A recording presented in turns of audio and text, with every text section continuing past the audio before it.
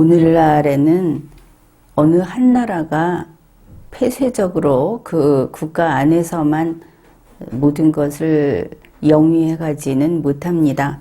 특히 전 세계가 각 그 사안마다 이게 어떨 때는 이 그룹별로 같이 움직이기도 하고 1대1로 같이 움직이기도 하고 그렇습니다.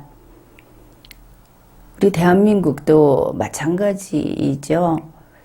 우선은 동맹인 미국, 일본, 그리고 자유세계의 국가들하고 같이 가고 있고 또 통상은 하고 있지만 그러나 이념이 다른 정치 체제며 모든 것이 다른 중국이나 러시아, 북한과도 북한을 지금은 우리의 상대 중에 하나로 보고 있으니까 싸우든지 대화를 하든지 이렇게 서로 영향을 주고받고 이렇게 국가 운영을 하고 있습니다.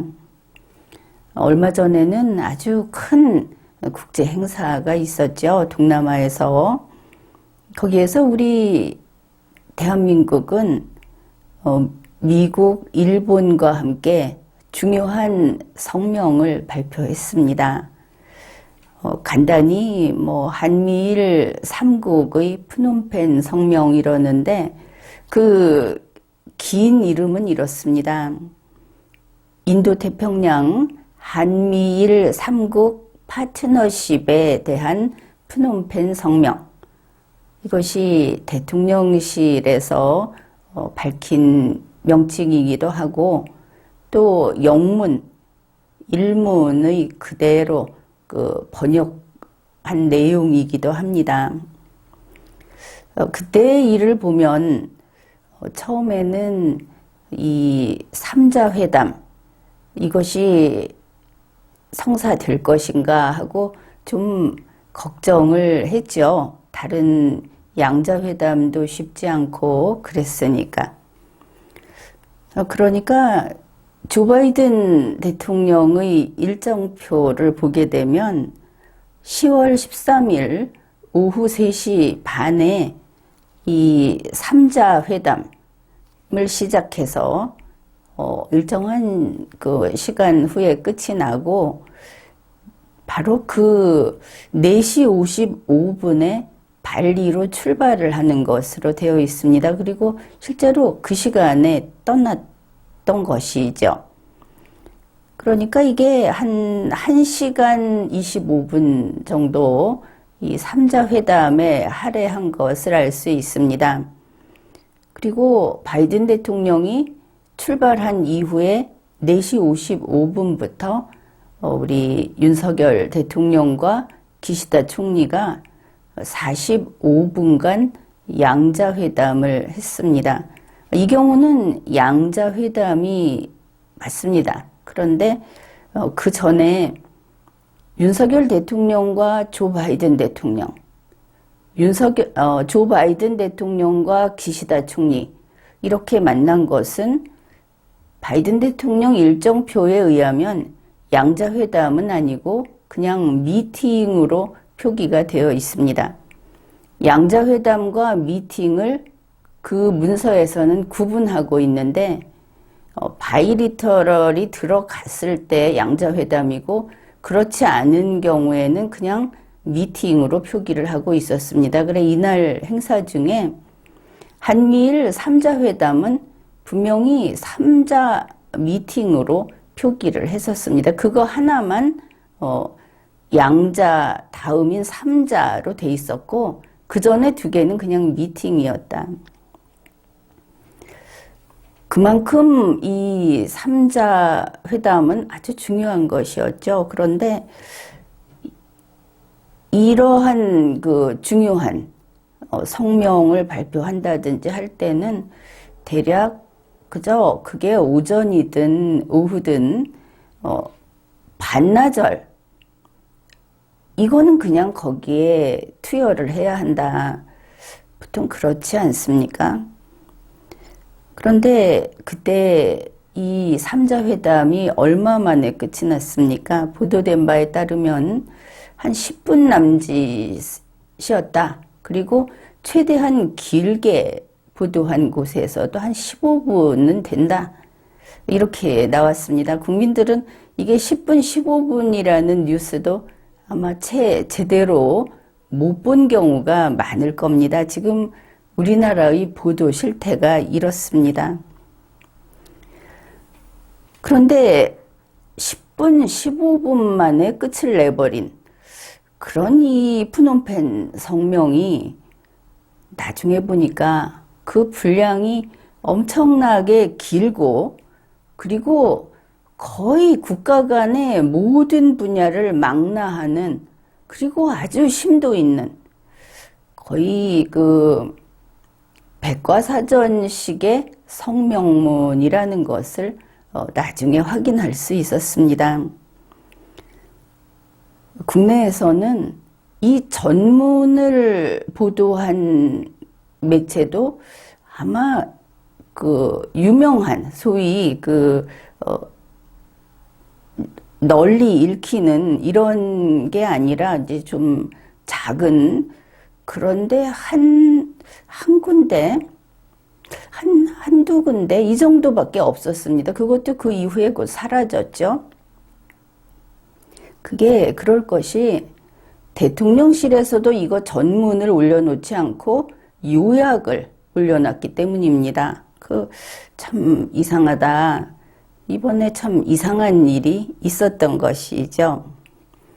이 정도 되는 성명 발표를 하게 되면 이제 미리 충분히 논의를 하고 또 그 문구를 조율을 하고 그 정상들도 이제 이거를 기자회견하고 하기 전에 충분히 그 대화를 하고 이렇게 해야 되는데, 이번에 이 3자 회담은 아주 짧게 모두 발언만 하고는 그냥 사진 찍고 끝이 났습니다.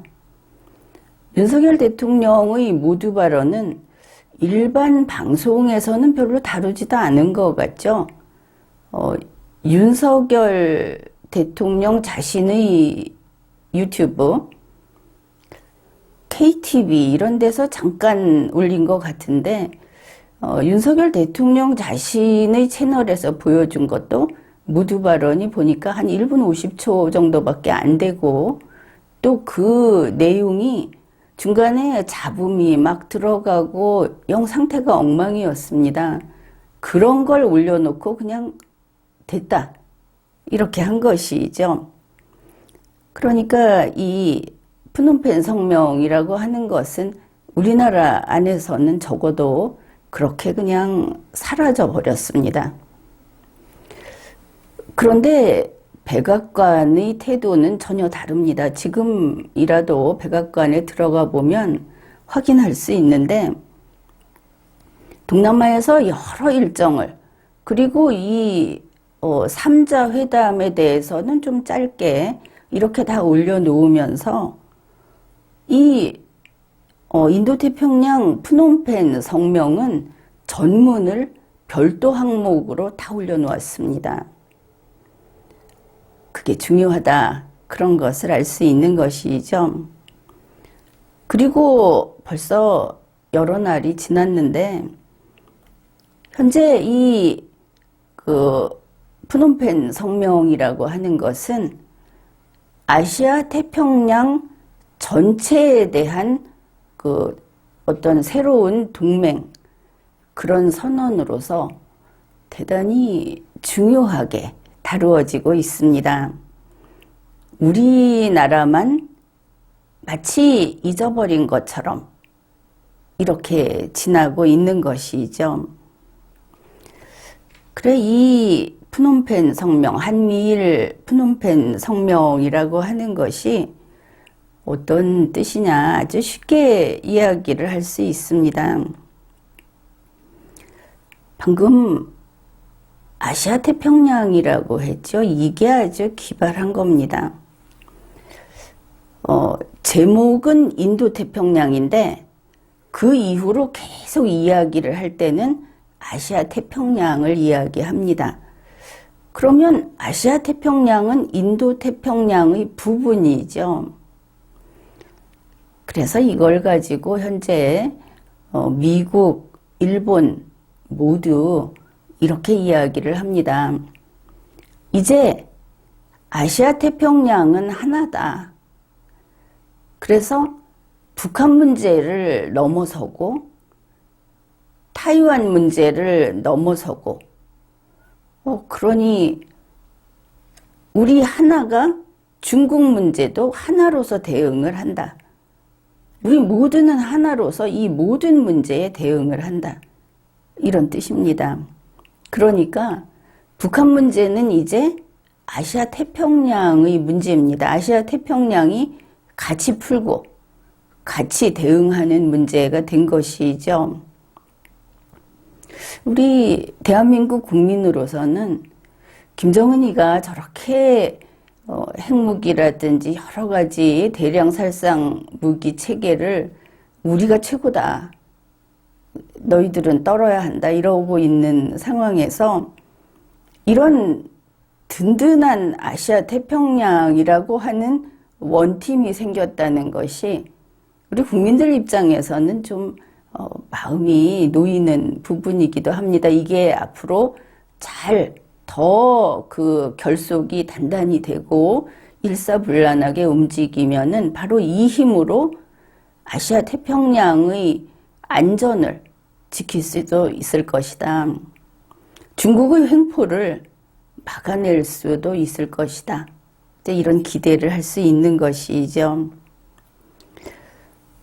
이 아시아 태평양이라는 것은 결국 인도 태평양 속에 있는 것이고 아시아 태평양이 이렇게 단단하면 인도 태평양도 더 단단해지는 겁니다. 이제 긍정적인 면이 이렇게 있다. 그러니 프놈펜 성명이 얼마나 중요한 것입니까? 그래, 이것이 어떤 모습으로 나타났는가를 한번 봅시다. 이 아시아 태평양이라고 할 때 아시아 태평양 우리 원팀이라고 하는데 들어가는 그 나라들이 호주, 뉴질랜드, 한국, 일본, 그리고 이제 당연히 대만이 들어가고 필리핀이 여기 들어갑니다. 이게 아시아 태평양이다. 이제 그 팀을 알겠죠. 이 팀이 이제 대만이 공격을 받는다. 대만을 누가 괴롭힌다 하면 같이 움직이고 북한이 우리를 괴롭히거나 중국이 괴롭힌다 하면 같이 움직인다. 물론 여기 미국이 함께 들어 있습니다. 이게 어디에서 확인이 되는가? 인도 태평양 동맹 속에 아시아 태평양이 있다고 했죠. 이 모습이 얼마 전에 김정은이가 그 ICBM 발사를 했을 때 그때 해리스 부통령이 자기 그 연설을 뒤로 미루고 급하게 여러 나라를 소집했다 하지 않았습니까? 그 해리스가 소집한 나라들이 호주, 뉴질랜드, 일본, 한국, 그리고 캐나다. 여기 미국이 들어간 겁니다. 여기에 우리 한덕수 총리가 간 것은 이제 대한민국도 외롭지 않고 불안하지 않다. 아시아 태평양의 일원으로서 그리고 당당한 인도 태평양의 일원으로서 우리는 이제 혼자 북한의 그 위협에 떨고 이럴 필요가 없고 우리는 가족이 있다. 이렇게 한 면에서는 이제 우리 국민도 기쁜 일이고 한덕수 총리도 잘했다. 이렇게 평가를 합니다. 그러니까 해리스 부통령이 소집한 나라들이 거기에 인도 태평양 동맹의 국가들을 보여주고 있는 것이죠. 물론 여기에 협력국이라든지 뭐 이런 것은 더 있겠지만 지금 앞에 보이는 나라들이 바로 이런 겁니다. 그런데 바로 이 한미일 푸놈펜 성명이라고 하는 것이 그러면 이제 모든 문제가 아시아 태평양의 문제로 됐습니다. 우리를 중심으로 작은 그룹을 보면, 즉 그것이 우리나라에 밝혀진 건 이런 내용이 있죠. 북한의 미사일 정보를 한미일이 실시간으로 공유한다. 즉 그 속에서 우리가 이번에 성명을 한 것, 발표한 것은 한국, 미국, 일본 이렇게니까 이 3국이 실시간으로 공유한다. 그러면 북한 미사일 정보를 실시간으로 공유하게 되면 이게 문재인 대통령 때 지소미아가 이제 계속 지소미아가 이게 끊어져서 한국과 일본 간에는 직접 정보를 공유할 수 없게 돼 있지 않습니까? 그 원상 회복이 이제 시작되는 것이다. 그런 의미가 됩니다. 그런데 아직은 원상 회복된 것은 아니고 바로 이 정보 실시간 공유 측면에서 사실상 원상 회복이 시작된 거다 이렇게 보는데, 이런 이 푸놈펜 성명에 있어서 우리가 아시아 태평양에서 주도권을 좀 더 확실하게 잡으려면 우리 쪽에서 원상 회복을 시켜야 하는 겁니다. 이거는 우리가 하기에 달려 있으니까. 그리고 이제 이 인도 태평양에 윤석열 대통령이 이번에 뭐 우리만의 독자적인 인도 태평양 이렇게 이야기한 것은 표현상의 어떤 차이라고 볼 것이고, 아시아 태평양으로서 인도 태평양에 이번에 들어간 것이죠.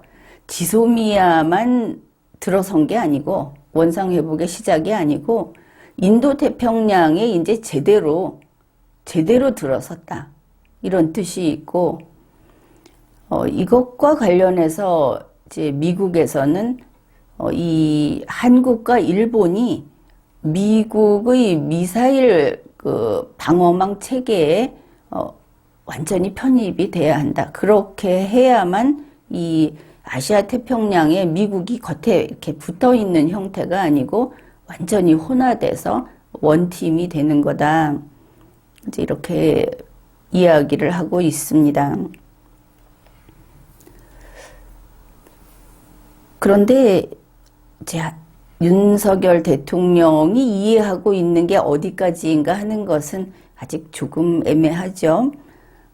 최소한 이 한미일 푸놈펜 성명을 윤석열 대통령 측에서는 지소미아의 틀 안에서 거기에서 미사일 경보 정보를 공유하는 요 부분을 하나 더 붙인 거다. 그래서 본인이 생각할 때는 지소미아를 조금 아주 약간 더 문을 열어준 것이다. 요 정도 생각을 하는 것 같은데, 세계가 움직이는 구도에서 자기가 실제로 말로 뛰면서도 그게 무슨 일을 하고 있는지에 대해서 아직은 이해가 부족한 것이다. 이렇게 보면 될 것 같습니다. 그러니까 현재 세계는 이 자유세계가 있고 그 다음에 공산주의 세계. 중국은 엄연히 공산주의를 그냥 앞에다 내놓고 있는 나라입니다. 중국을 공산국가라고 하면 갑자기 이상하게 여기는 분들이 있는데 그거는 바로 알아두십시오. 중국은 공산국가입니다. 그래서 이 공산국가 측하고 이 자유민주주의, 자유세계 쪽하고 지금 이제 크게 둘로 나눌 수 있겠죠. 이 자유세계에서 미국의 입장은 어떤 것이냐 하면은 우선은 인도태평양이라는 것이 이쪽에 있고 그 다음에 유럽으로 넘어가게 되면 나토하고 연결이 됩니다. 그렇게 해서 이제 이쪽이 자유세계를 지키는 그런 원팀, 전체로 봐서 원팀이 되는 것이죠. 그렇지만 나토라고 하는 것은 아무래도 인도태평양, 그걸 좀 좁혀서 아시아 태평양 이렇게 하더라도 서로 그 뿌리 내리고 있는 영역이 다릅니다. 본점 주소가 다른 것이죠. 그래서 지금 다음 단계가 무엇인가 하면은 이 인도태평양, 특히 그 중에서도 현재 가장 분쟁 위험이 높은 아시아태평양 쪽하고 나토를 어떻게 연결을 시킬 것인가. 이쪽을 다시 동맹으로서 원팀으로 어떻게 연결을 시킬 것인가. 이쪽으로 지금 노력을 하고 있습니다. 그런데 그게 언제부터 시작됐는가? 유능한 사람들은 한 수 앞을 내다본다, 몇 수 앞을 내다본다, 이렇게 이야기를 하죠. 이미 이 일은 시작됐다. 여러분이 기억할 겁니다. 지난 6월에 윤석열 대통령 부부가 나토 정상회의가 있는 스페인에 초청을 받았죠. 그래서 갔다 오지 않았습니까? 그런데 국내에서는 그때도 나토 정상회의에 갔다 왔다 뭐 이런 식으로 이야기를 하는데 나토 회원국이 아니면 나토 정상회의에 갈 수 없죠. 나토 정상회의의 기회에 거기를 갔다 온 겁니다. 그런데 그때 초청받은 명목이 무엇인지 기억하십니까? 그때 한국, 일본, 호주, 뉴질랜드 이렇게 4나라가 초청을 받았습니다. 초청 받는 그 리스트, 그게 뭐냐면 아시아 태평양 파트너입니다. 이번에 이 프놈펜 성명이 아시아 태평양 전체가 이제 한 팀으로 움직인다고 했는데 벌써 몇 달 전인 6월에 나토 정상회의에 초청받은 것이 아시아 태평양 파트너로서 초청을 받은 거다. 4나라 중에 하나로서 초청을 받은 겁니다. 한국을 독자적으로 이렇게 한 것이 아니고. 그리고 보면 미리 계획이 있었고 큰 그림이 있었다. 물론 미국이 계획을 했다고 해서 꼭 그렇게 된다 이렇게 볼 수는 없지만 그냥 무작정 윤석열 대통령 부부가 갑자기 초청을 받아서 우리 한국이 이제 이 정도 됐어. 그런 문제가 아니라는 겁니다. 필요에 의해서 간 것이죠. 그런데 거기 가서 온갖 잡음이 있었죠. 윤석열 대통령 부부가 거기 가서도 잡음이 있었습니다. 마치 왕과 왕비처럼 거기가 뭐 왕국이다 해서 그렇게 다니면서 해프닝도 벌이고 뉴스에도 좀 비난받는 이런 식으로 많이 올라가고 했는데 그게 다 본인들이 국제관계를 전혀 모르고 그리고 자기들의 거기서 위치가 무엇인가, 이번에 이 회의는 왜 하는 것인가, 그게 아니고 그냥 호화로운 공짜 여행을 갔다고 생각을 하니까 이제 그런 일들이 벌어진 거다 이렇게 봅니다. 그러면 이게 전후 관계가 어떻게 연결이 되느냐? 2022년 6월에 나토 정상회의에 우리 한국이 아시아 태평양 파트너에 속했기 때문에 거기 초청을 받아서 갔죠. 그래서 바로 이 일로 해서 나토와 아시아 태평양 파트너라는 연결이 지어진 겁니다. 관계가 하나 형성이 된 것이죠.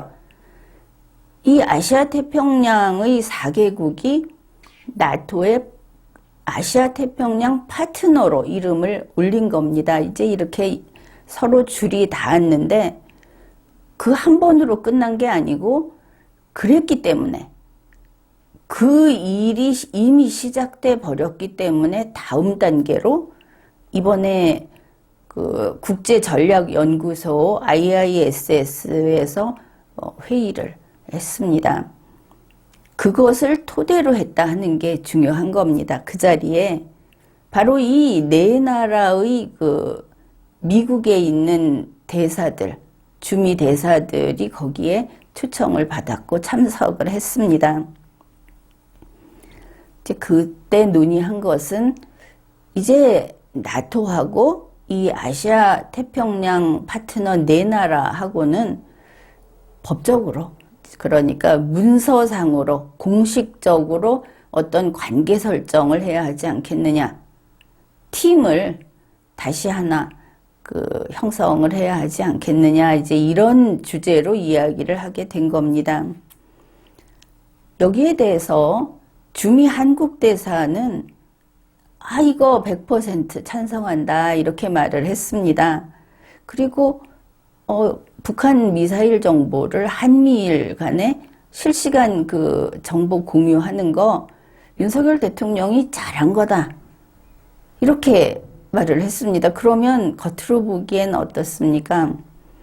이 아시아 태평양, 인도 태평양에 우리가 들어간 것은 진심이고 우리는 이 자유세계를 벗어나지 않는다.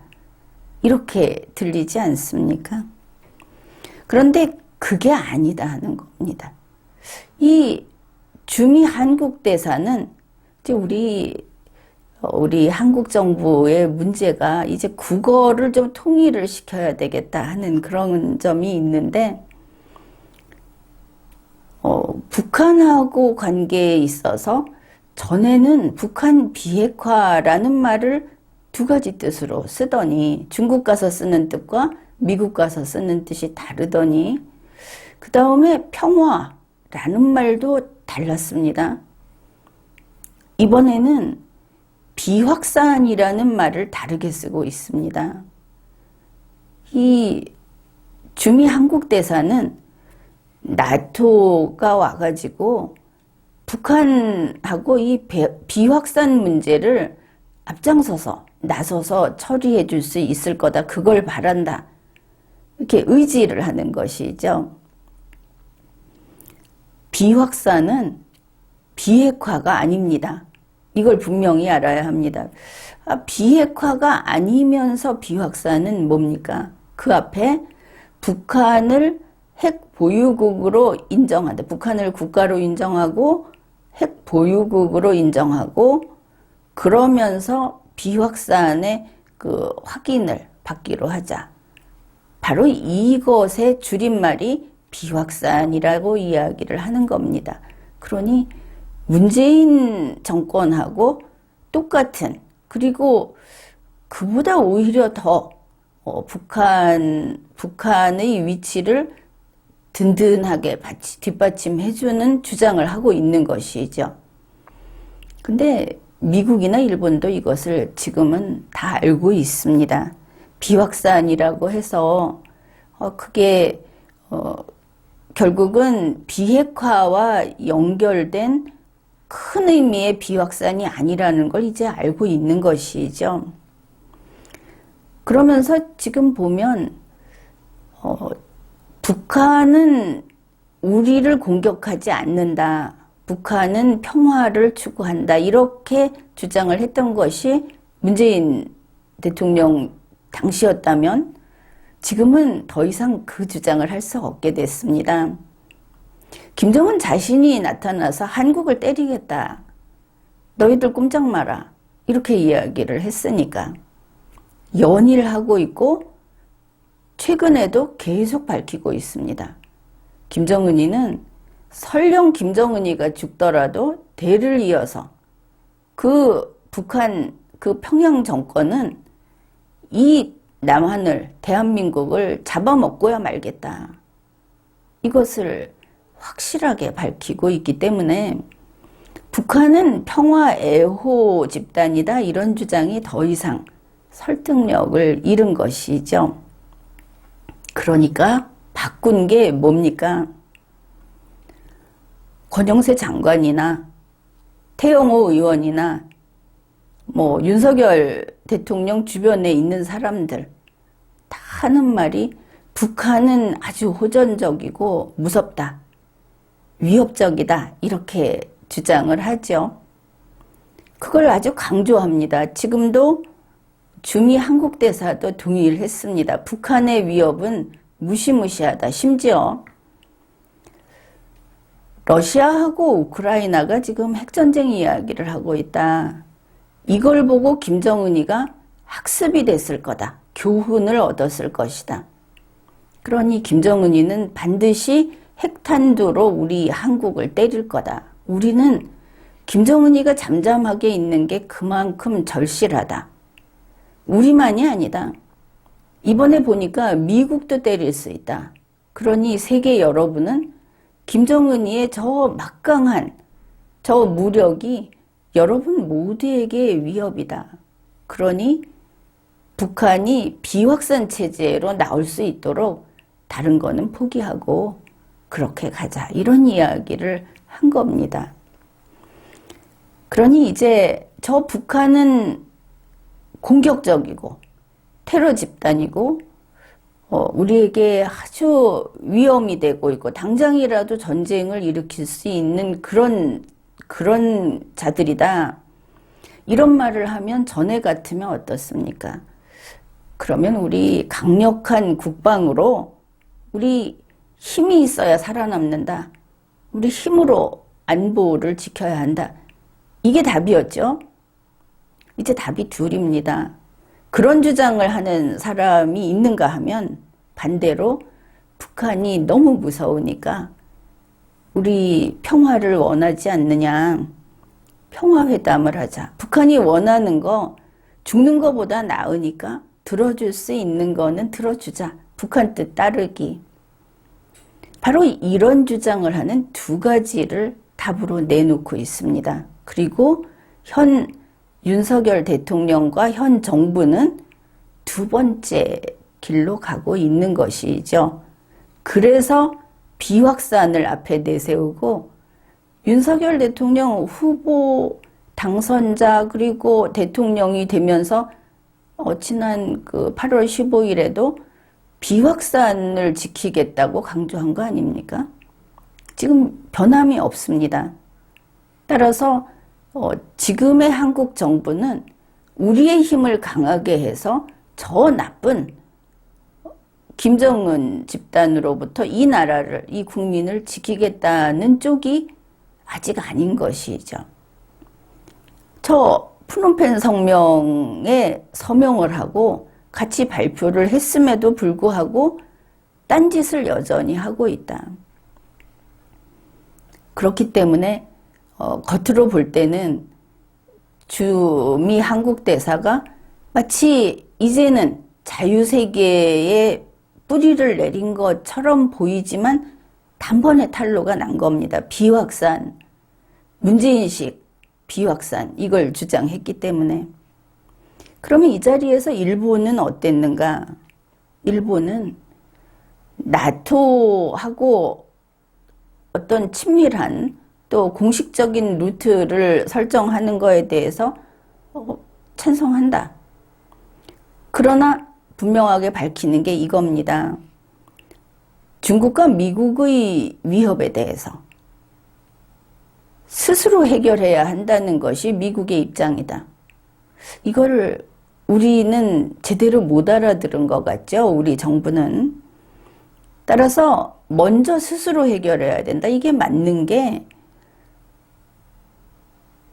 주한미군이 지금 숫자가 그게 얼마 안 되는데 그거는 그냥 마치 과거의 인질처럼 있다. 이게 미국의 입장입니다. 만일 김정은이 침공을 해오면 그러면 주한미군이 있기 때문에 떠나지 않았기 때문에 가까이에 있는 모든 그 미군 그리고 미국 본토에서도 다 달려와서 한국을 지킬 거다 이렇게 말을 하는데 당연히 그게 동맹입니다. 그런데 첫째는 뭡니까? 우리 스스로 지켜야 하는 것이죠. 침공하는 순간에 지키는 것은 우리 국군이 해야 하는 겁니다. 자국이 해결한다. 스스로 해결해야 한다. 이게 1차적인 거고 어느 정도 우리가 공격을 당해서 파괴당하고 침공당하고 국민이 죽고 그런 다음에 거기 도와주는 동맹이 오는 것이 아닙니까? 바로 그렇기 때문에 일본은 자체 방어 역량을 키우겠다. 이렇게 이야기를 합니다. 나토가 온다고 해서 나토가 북한을 막아주는 게 아니다.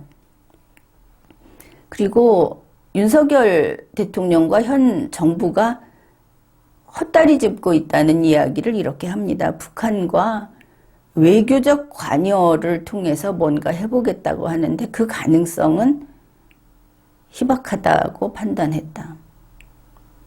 이제 아는 사람은 알고 모르는 사람은 모르면서 같이 가는 모습이 보이죠. 그리고 나토는 대북 제재를 철저히 그게 제대로 이루어지게 협력해 주는 것이 나토의 아주 큰 역할이고 앞으로도 그걸 해주기 바란다고 이렇게 밝혔습니다. 그러니까 미국은 인도태평양과 나토가 있는데 인도태평양에 지금 아시아태평양이라는 좀 더 단단한 그룹을 만들어서 여기에 집어넣어 버린 것이죠. 이런 상황에서 나토가 북한에 대해서 밝힌 입장은 뭐냐. 바로 최근에 CVID를 밝혔습니다. 가장 강력하게. 우리 나토 회원국은 CVID다. 완전한 북한 비핵화다. 그렇게 했기 때문에 윤석열 대통령과 지금 윤석열 정권이라고 한다면 여기에 바로 이러한 북한이나 중국을 대하는 태도에는 민주당 쪽에서도 어느 정도 힘을 보태주고 있죠. 문재인 대통령, 전 대통령의 방향, 그것을 찬성하는 사람들은 윤 대통령에게 지금 지지를 보내고 있는데, 그러한 비확산이라고 하는 북한을 대하는 입장, 그 방식은 이제 물 건너간 것이다. 그러니 같이 열심히 땅을 파되 찾는 것은 우리가 아니고 미국과 일본이 될 수 있겠죠. 그러니 빨리 현명해져야 할 겁니다. 바로 이런 일들이 이 프놈펜 성명이라는 걸 통해서 만일 윤석열 대통령이 한국 정부가 이런 세계사적인 움직임을 읽어낸다면 나토까지 같이 연결되어 있는 이 인도태평양 이쪽에서 여기에서 친구를 찾고 통상을 하고 해서 번영할 길을 찾아야 하는 것이죠. 이쪽에서 신뢰를 받고. 그래, 이럴 때 이제 우리 앞에 외교적으로 우리가 취해야 할 것이 중국에게 당당하라 하는 겁니다. 이게 우리 동맹이 다 원하는 것이죠. 가장 교과서적인 충고라고 할 텐데 중국에게 당당해라. 중국하고 아예 절연을 해라 하는 건 아니고 일단은 중국이 머리 위에 이렇게 올라서 있는 거기서 벗어나라. 개목걸이를 풀어 던져라 하는 그런 쪽입니다. 이번에 보면은 프놈펜 성명이라는 거는 엄청난 겁니다. 이걸 했는데 시진핑이 윤석열 대통령하고 만났죠. 바로 그 점입니다. 왜 만났을까? 시진핑은 공산국가의 황제 아닙니까? 그런데 만난 겁니다. 내키지 않지만 시진핑이 어디 활짝 웃으면서 만났습니까? 정말 내키지 않지만 만났다. 그거는 중국은 한국이 필요하다는 겁니다. 한국이 중국의 지시를 따르지 않고 끝끝내 우리 뜻대로 가겠다고 해도 한국의 손을 끊지 못하는 중국에게 한국은 필요한 나라다. 자기들에게 이익이 되는 나라다 하는 부분입니다.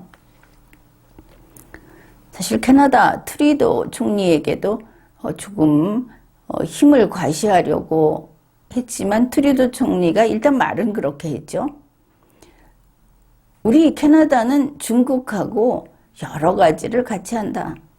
그러나 우리가 결코 같이 갈 수 없는 것도 대단히 많다. 나는 캐나다 국민을 믿는다. 이런 이야기를 했습니다. 그게 국가 간의 관계인 것이죠. 그래서 윤석열 대통령이 먼저 깨달아야 할 것은 현재 한국 정부가 또 정치인들이 깨달아야 할 것은 당당하라. 이거는 중국만이 아닙니다. 북한에 대해서도 당당해야 하는 겁니다. 당당하지 못하면 필요 없는 싸움을 해야 하고 그만큼 힘을 낭비하게 되고 그만큼 위험을 더 많이 겪게 되는 겁니다. 그 다음에 하나, 이거는 아무도 이야기하지 않는 것인데 이 이야기를 해주겠습니다. 일본에게 당당하라. 국내에서 속칭 좌파라고 하는 이제 그쪽에서도 한국 그 헌정사를 제대로 배우고 걸핏하면 친일파를 욕하고 그게 애국인 줄 아는 여기에서 벗어나야 하는데 친일파라고 비난하는 바로 그게 일본에게 머리 숙인다. 이래서 공격을 하는 거 아닙니까? 그런데 사실은 꼭 그런 것은 아니죠. 근래 한 30년, 과거는 이제 지나갔으니까 근래 한 30년 동안 우리 한국이 한 것이 뭐냐? 일본을 일방적으로 걷어차는 일을 계속해 왔습니다. 그동안 일본은 그 일본인의 그 근성이 있지 않습니까? 참을 수 있을 때까지 참았다. 30여 년 참았으면 많이 참았죠. 그런데 우리 한국은 전 세계에서 유일하게 일본을 무시하는 나라다. 이런 말을 듣고 있고, 그리고 일본에게 무조건 일본이 뭐만 하면 싸웠습니다. 시비를 걸고 약속을 깨고 이제 이런 일을 했죠. 공격을 하고. 그런데 즉 그게 뭐 필요하다는 사람들도 있고 어떻든 국가 간의 관계로서는 성공적이지 않았던 것은 맞죠. 근데 이제 문제가 뭐냐. 지금 상황에서 신냉전 시대에서 이번 신냉전은 살벌합니다. 전쟁은 군인만 하고 전쟁포로는 어떤 대우를 받고 이게 막 무너지고 있습니다. 지금 21세기 신냉전은 민간인을 그냥 막 공격을 합니다. 그만큼 무시무시해진 이런 신냉전기에 일본은 이제 우리와 같은 아군입니다. 동맹인 것이죠. 그래서 우리는 일본과 더 가까워질 수밖에 없습니다. 같은 팀이니까. 그래서 지금 이 이야기를 하는 겁니다. 앞으로 가까워져야 되는데 가까워지되 당당해라. 가까워졌을 때 당당하지 않으면 또 여기에 상하관계가 생기면서 자칫 잘못하면 일본 밑에 들어가는 수가 있다. 친일파 문제가 아닌 겁니다. 왕정시대에 친일파 나라를 팔아먹었니? 그런 문제가 아니고 지금은 실력과 힘으로 겨루는 이런 때에 사실 일본은 선진국이죠. 우리보다 잘 삽니다. 그런데 일본하고 이제 원팀이 되면서 과거처럼 협상 테이블 엎어버리고 나오면서 기세 좋게 설치고 나오는 이런 전근대적인 행태. 그것으로는 일본을 꺾을 수 없다. 실력으로 논리적으로 일본을 이기고 우리가 이길 때도 있고 질 때도 있겠지만 이길 때가 분명히 있어야 한다. 실력으로. 모든 분야에서 다 져버리면 이거 참 곤란한 겁니다. 결국 이게 뭐냐. 서로 대등하게 밝은 면으로 경쟁을 하는데 바로 이런 관계가 파트너인 겁니다.